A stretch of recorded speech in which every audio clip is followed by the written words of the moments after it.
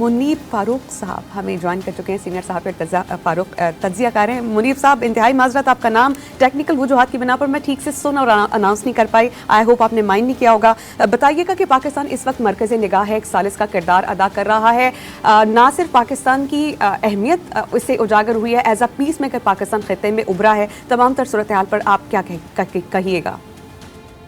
जी बहुत शुक्रिया। नहीं, कोई प्रॉब्लम नहीं है। एक्चुअली देखिए, इस वक्त पाकिस्तान के लिए, हम सब के लिए जो पाकिस्तान में है, सबसे अहम चीज यही है कि पाकिस्तान ने एक तो क्रेडिट अल्हम्दुलिल्लाह अपने नाम कर लिया है, और वो है कि हमने एक सीज फायर अचीव किया है, which would not have been possible otherwise. वो नहीं होता अगर पाकिस्तान की जो डिप्लोमेटिक स्ट्रगल है ये ना होती, और with the stake holders Pakistan ने इसको अचीव किया है। तो ये तो पाकिस्तान को क्रेडिट मिल चुका है। अब देखिए, और जो दूसरा बड़ा क्रेडिट ये है कि पाकिस्तान का स्टैचर अल्हम्दुलिल्लाह दुनिया की नज़र में इतना है कि अमेरिका, जो कि दुनिया की एक साम्राज्यी सुपर पावर है, वो इस वक्त उसके वाइस प्रेसिडेंट पाकिस्तान में मौजूद हैं। ईरान, जो कि विक्टिम है इस पूरे कॉन्फ्लिक्ट में, उनका तकरीबन 70 से 80 अफराद पर मबनी एक बड़ा भारी वफ्द इस्लामाबाद में मौजूद है। और यही टेस्टामेंट है इस बात का कि पाकिस्तान का स्टैचर कितना बुलंद हुआ है अल्हम्दुलिल्लाह पिछले 1-1.5 साल के अंदर, और दुनिया is trusting Pakistan, the world is trusting Pakistan with something as sensitive as this issue. तो अब देखना यह है कि हमें एक तो चीज क्लैरिटी रखनी चाहिए कि पाकिस्तान फरीक नहीं है किसी भी मामले में। पाकिस्तान सालिस है, मीडिएटर है, और पाकिस्तान फैसिलिटेट कर रहा है एक प्लेटफॉर्म कि हम बैठेंगे और आप बात कीजिए। अब वो डायरेक्ट होंगी, इनडायरेक्ट होंगी, बड़ा केयरफुली गार्ड किया गया है इस इंफॉर्मेशन को, और this is away from the media spotlight, और कोई इंफॉर्मेशन उस पर ना आ रही है ना आएगी, और secrecy he will be the key element इस पूरे प्रोसेस के अंदर। तो हमारे लिए टू सेलिब्रेट एक डिप्लोमेटिक फेस्टिविटी है जो इस वक्त हम इस्लामाबाद में देख रहे हैं, with hundreds of reporters and journalist across the globe, वो पाकिस्तान में मौजूद हैं, covering this historic moment in the history of the world, I would say. So यही बहुत बड़ा एक अचीवमेंट है पूरी दुनिया के अंदर पाकिस्तान के लिए, कि पाकिस्तान दुनिया की सेंटर स्टेज के ऊपर है, attracting all the important and positive coverage. Munib Farooq साहब, अगर हम थोड़ा सा पीछे जाएं तारीख में, तो पाकिस्तान शिद्दत पसंदी से मुतासरा मुल्क पहले था भी, अब भी है। और पाकिस्तान से अगर आपको याद हो तो माजी में मुतालबा किया जाता था डू मोर का मुतालबा करने वालों को ही पाकिस्तान का मुज़ाकरा की मेज पर लाना पाकिस्तान के लिए कितना बाइस एजाज़ है। And as you are saying कि भाई फरीक नहीं है पाकिस्तान, लेकिन फिर भी सहूलतकारी और मीडिएशन का किरदार अदा करना हमारे लिए कितना बाइस फख्र है। देखिए, ये बहुत बड़ी चीज है, and we have come a long way since that time, जिसका आप जिक्र फरमा रही हैं। और बिल्कुल पाकिस्तान ने बड़ा स्ट्रगल किया है, ऑल्दो पाकिस्तान दुनिया में सबसे बड़ा विक्टिम है दहशतगर्दी का, स्टिल पाकिस्तान का जो मौक़िफ़ था उसको नहीं माना जाता था, या उसको उतना वजन नहीं मिलता था। लेकिन आज अल्लाह के फजल और करम से मार्का हक से पिछले साल से लेकर पाकिस्तान ने न सिर्फ मिलिटरीली खुद को इस्टेब्लिश किया है as a regional power, Bharat की हेजेमनी को ख़त्म किया है, जो सो कॉल्ड उनकी हेजेमनी थी उनको मिट्टी में मिलाया है, उनका गुरूर, उनको चारों शाने चित किया है पिछले साल। और जो अब डिप्लोमेटिकली जिस तरह से आउट क्लास किया है भारत को, कि वो हाथ मलते रह गए हैं, और इस वक्त अगर आप भारतीय चैनल्स देखें तो वहाँ मातम का समा है, एंड वो दे आर एक्चुअली डेस्परेट कि to cling on to something negative coming out of Pakistan, लेकिन अभी तक उन्हें कुछ मिल नहीं रहा है। मुनीब साहब, वो मुसलसल नेगेटिवली इसको रिपोर्ट भी कर रहे हैं, वाबेला मचा रहे हैं, इतनी एक्टिंग हो रही है। आपको नहीं लगता कि अब इस फिल्मी दुनिया से निकलकर रियलिटी बेस्ड चीजों पर बात करनी चाहिए अमेरिका का? और उनकी इन्हीं चीजों ने उनको इतना पसे पुश्त कर दिया कि सिफारती तन्हाई का शिकार है, और इसमें बहुत हद तक मोदी की अपनी पॉलिसीज और जो फॉल्स फ्लैग ऑपरेशंस है उसका किरदार है।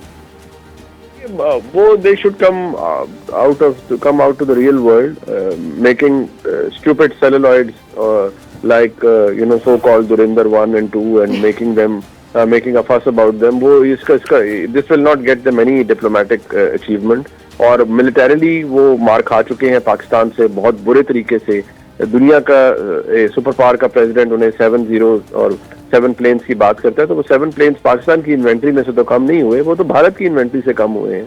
तो वहाँ ये तो दुनिया के अंदर साबित हो चुकी है बात। एंड मोर ओवर, सिर्फ फिल्में बना लेने से तो जंगें नहीं जीती जाती, ना ही डिप्लोमेटिक अचीवमेंट्स की जाती हैं। उसके लिए तो आपको मास्टर क्लास डिप्लोमेसी एग्जिबिट करनी पड़ती है, दुनिया को दिखाना पड़ता है what you are made up of. तो पाकिस्तान ने तो ये दिखाया है, पाकिस्तान के फील्ड मार्शल ने, पाकिस्तान के वज़ीर आज़म ने, पाकिस्तान के फॉरेन मिनिस्टर ने दुनिया को दिखाया है what Pakistan and Pakistan leadership is capable of. तो अब तो जो इस वक्त हम अचीव कर चुके हैं अल्लाह के फजल और करम से, now we are only capitalising on that. और यकीन मानिए कि ये अगर खुदा न खास्ता इसका नहीं भी डिप्लोमेटिक कोई आउटकम निकलता, यानी कि ये फॉलिंग अपार्ट हो जाती है इनकी और दे फॉल आउट और इनकी नहीं एग्रीमेंट होता किसी चीज पे, तब भी पाकिस्तान ने जो अचीव करना था वो हम कर चुके हैं। और पाकिस्तान ने अब दुनिया में इस्लामाबाद टॉक्स का नाम हिस्ट्री में जाएगा, whether they succeed or fail। अच्छा मुनीर साहब, जो अब्राहम अकॉर्ड का जिक्र होता था, आप भी यही कहेंगे कि अब इस्लामाबाद अकॉर्ड अगर हुआ तो वो ज्यादा भारी होगा एज कम्पेयर टू दैट? जी हाँ, वो हमारे एक हिस्ट्री मौजूद है, बट वो भी एक पाकिस्तान के अंदर ही हुआ था। वेदर वो बाद में सक्सेसफुल हुआ या नहीं हुआ, बट ऑब्वियसली वो हिस्टोरिकल फैक्ट तो है। तो ये भी जो आज हो रहा है 2026 में, ये भी एक हिस्टोरिकल फैक्ट है, and this will be taught in the history books कि पाकिस्तान की क्या डिप्लोमेटिक स्ट्रगल थी, पाकिस्तान की क्या डिप्लोमेटिक कामयाबी थी, और what Pakistan achieved at the end of the day. और पाकिस्तान ने ये अचीव किया है विदाउट डाउट, और बड़ा क्लियरली मौजूद है ये हर चीज इस तरह से पाकिस्तान ने अचीव किया। अब मुनीर फारूक साहब, अगर आप ये ना कहें कि मैं खुद की ही या अपने ही मुल्क की बहुत तारीफ कर रही हूँ, तो मैं आपसे ये जानना चाहूंगी, आपने जैसा कहा कि भारत को मिलिटरली हमने शिकस्त दी है, आपने मार्का हक का जिक्र किया, ऑपरेशन बुनियाद मरसूस में जो हमने कामयाबी हासिल की है उसमें हमारी फतह से पाकिस्तान का तशख्खुस जितना उजागर हुआ, हमारा मोराल जितना हाई हुआ, इसके साथ साथ हमारा जंग का जीतना, हमारी हिकमत अमली, ये बहुत से ममालिक के लिए एक वाज़ेह पैगाम था, including US, Israel, India and gulf countries. तो हमारी इस फतह का किस हद तक किरदार है अपने तशख्खुस को इस खित्ते में मजीद उजागर करने के लिए? देखिए, हमें you have all the reasons to celebrate, ये तो मौका ही सेलिब्रेशन का है, और आप बिल्कुल जस्टिफाइड हैं अगर आप अपने मुल्क की इस सेलिब्रेशन को, इस खुशी को, इस कामयाबी को,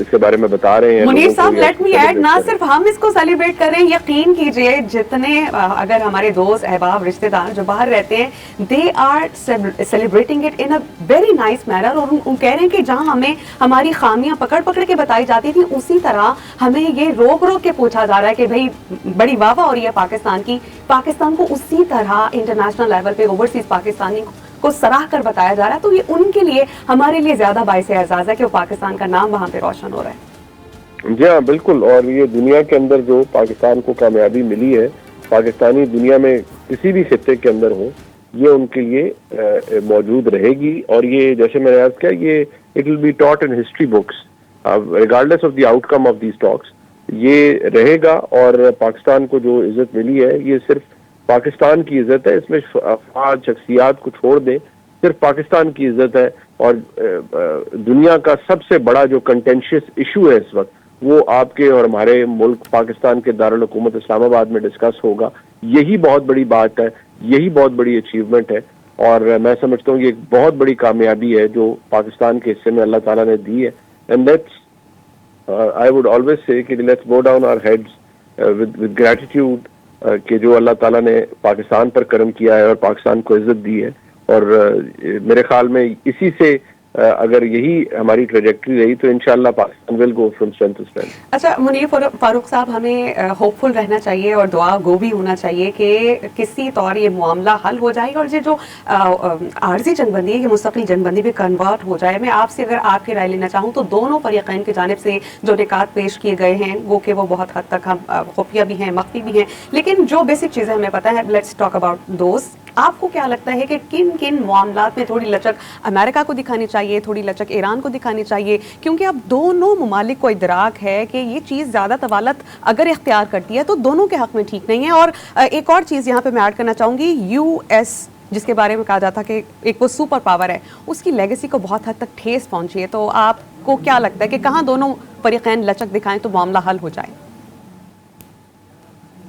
और इस जवाब के साथ फिर मैं आपसे इजाजत भी चाहूंगा। देखिए, गुजारिश ये है कि इस वक्त तो जो हमारे सामने है, जो मीडिया में रिपोर्ट हो चुका है, वो अमेरिकन साइड के 15 नुकाती एक प्लान है, 15 पॉइंट्स प्लान है, ईरान की तरफ से 10 नुकाती प्लान है, but we actually don't know with certainty कि किसके नुकात के ऊपर कितना एग्रीमेंट मौजूद है।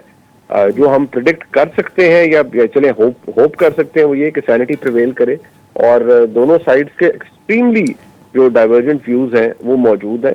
अब वो किसी जगह उनका कोइंसाइड करना, किसी जगह उनको कन्वर्ज करना, किसी एक मौके के ऊपर या किसी एक पॉइंट पे, वो एक की एलिमेंट जी मुनीर फरूख साहब, हमें एक खबर रिपोर्ट कर